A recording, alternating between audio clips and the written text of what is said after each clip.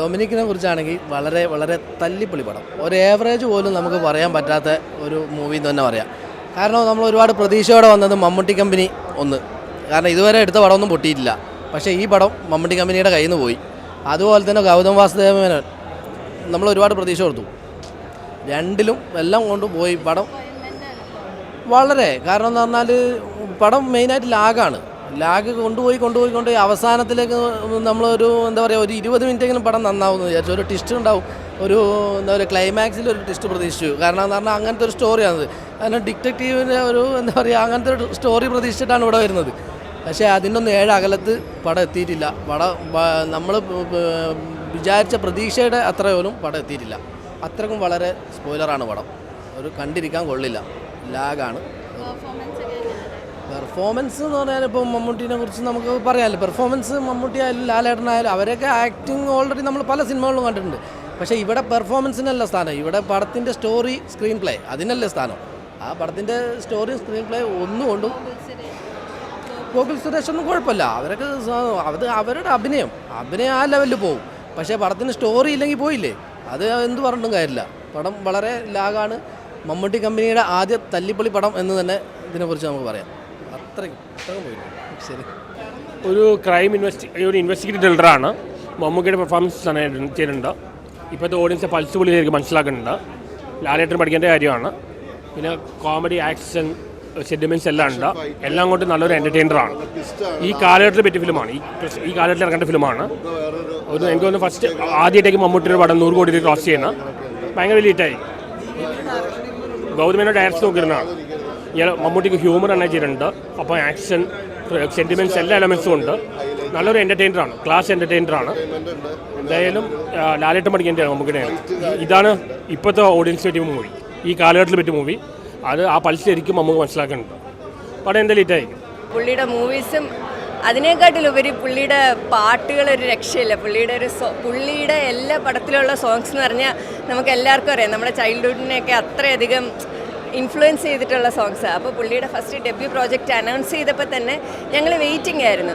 അത് especially Mammootty company produce ചെയ്യുന്നതെന്ന് പറഞ്ഞപ്പോൾ നമ്മൾ വിചാരിച്ചിരുന്നു അതിലൊരു കോണ്ടൻറ്റ് കാണും എന്നുള്ളത്. പക്ഷേ ഒട്ടും ഹൈപ്പും പ്രൊമോഷനൊന്നും ഇല്ലാതിരുന്നതുകൊണ്ട് തന്നെ ഞങ്ങൾക്ക് വലിയ എക്സ്പെക്റ്റേഷനൊന്നും ഇല്ലായിരുന്നു. പക്ഷേ കണ്ടപ്പോൾ അടിപൊളിയായിട്ട് ഇഷ്ടപ്പെട്ടു. ഫസ്റ്റ് ഹാഫിൽ ഒരു ലൈറ്റ് ഹാർട്ടഡ് ഒരു കോമഡി, ആ ഒരു ഫീൽ ഗുഡ് ഫീലിൽ ഇങ്ങനെ പോയി. ഒത്തിരിയധികം നല്ല കോമഡീസ് ഉണ്ടായിരുന്നു. നല്ലോണം ചിരിച്ചു. ശരിക്കും പറഞ്ഞാൽ തിയേറ്ററിലൊക്കെ ഭയങ്കര ചിരിയായിരുന്നു. പിന്നെ സെക്കൻഡ് ഹാഫിൽ നമ്മൾ ഒട്ടും എക്സ്പെക്റ്റ് ചെയ്യാതെ പെട്ടെന്നൊരു ടേൺ എടുക്കുകയായിരുന്നു. ഒരു ഇൻവെസ്റ്റിഗേഷൻ മോഡിലേക്ക് മൂവി കയറി. ശരിക്കും ഭയങ്കരമായിട്ട് ഇഷ്ടപ്പെട്ടു. ട്വിസ്റ്റ് ഗംഭീരം, അടിപൊളി പടം. ഞാൻ നോക്കിയിട്ട് സൂപ്പറായിരുന്നു, അൺഎക്സ്പെക്റ്റഡ് ആയിരുന്നു. നമ്മൾ ഇതുവരെ പ്രതീക്ഷിക്കാത്ത കുറച്ച് സംഭവങ്ങളൊക്കെ ആയിരുന്നു.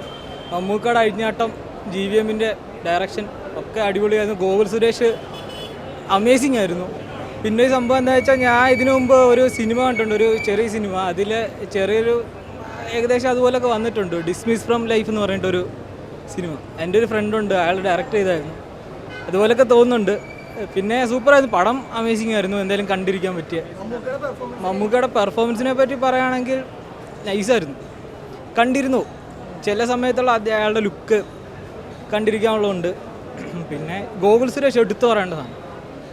പിന്നെ അഭിനയിച്ച എല്ലാവരും അടിപൊളിയായിരുന്നു. GVM ഒരു രക്ഷയില്ല, അയാൾ ഫീൽഡിൽ നിന്ന് പോയിട്ടില്ല, ഇപ്പോഴും ഉണ്ട്. കുഴപ്പമില്ല, മമ്മൂട്ടി കുറഞ്ഞിട്ടുണ്ട്. പിന്നെ പടം ഇച്ചിരി സ്ലോ ബേസിലാണ് പടം പോകുന്നത്. പക്ഷേ അവസാനം അതിൻ്റെ കാര്യങ്ങളൊക്കെ നമുക്ക് വിശദീകരിച്ച് തരുന്നുണ്ട്. പിന്നെ ഇൻ്റർവ്യൂവിൽ ഭയങ്കര സ്ലോ ആയിരുന്നു. പക്ഷേ മമ്മൂട്ടി അടിപൊളിയായിട്ടുണ്ട്. മമ്മൂട്ടിയുടെ അത്ര എത്താൻ ബാക്കിയുള്ളവർക്കൊക്കെ ഒരു ബാലൻസ് ആകുന്നില്ല, അതൊരു പ്രശ്നമുള്ളൂ. പടം സ്ലോ ബേസിലാണ്, എന്നാലും കുഴപ്പമില്ല. അവസാനം നന്നായിട്ടുണ്ട് കേട്ടോ പടം, കുഴപ്പമില്ല. ജീവൻ്റെ ആദ്യ ഡയറക്ഷനാണല്ലോ മലയാള പടം, അതൊരു പുള്ളി നന്നായിട്ട് തന്നെ ചെയ്തിട്ടില്ല. പക്ഷേ ഒരു സ്ലോയിലാണ് പടം പോകുന്നത്, അങ്ങനെ ഒരു വിഷയമേ ഉള്ളൂ കേട്ടോ.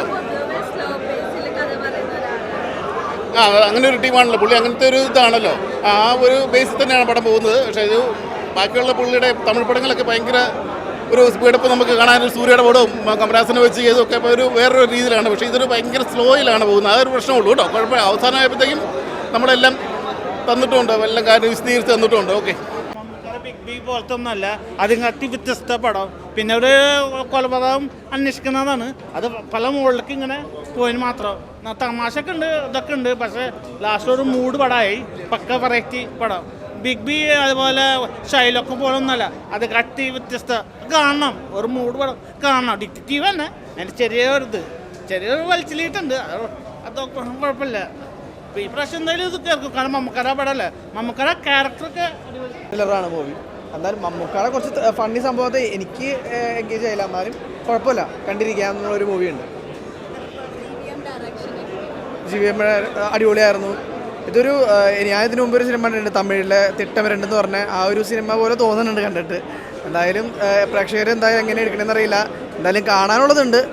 നല്ലൊരു മൂവിയാണ്, എന്തായാലും തിയേറ്ററിലൊന്നും എല്ലാവരും കാണാം. സിനിമ തന്നെയാണ്, എല്ലാവരും വന്ന് കാണണം. മമ്മൂട്ടിയുടെ വേറൊരു സാധാരണ ചെയ്തേക്കണ പോലത്തെ ഒരു ഇതല്ല ഇതിനകത്ത് ചെയ്തേക്കുന്നത്. അപ്പോൾ അത് കാണുമ്പോൾ അറിയാൻ പറ്റുമോ സിനിമയിൽ. മമ്മൂക്കയുടെ ലുക്ക് അത് കാണാനായിട്ടാണ് മെയിനായിട്ട് വന്നത്, അത് ലാസ്റ്റ് കാണിക്കുന്നുണ്ട്. പിന്നെ കാണാൻ ആ ലുക്ക് കാണുമ്പോൾ തന്നെ അറിയാൻ പറ്റും, അത് കണ്ടിട്ടാണ് വന്നത്. അപ്പോൾ എല്ലാവരും തിയേറ്ററിൽ വന്ന് തന്നെ കാണണം. പിന്നെ ഒരുപാട് പ്രതീക്ഷിച്ച് കാണണ്ട, ഇൻവെസ്റ്റിഗേഷൻ സിനിമയാണ്.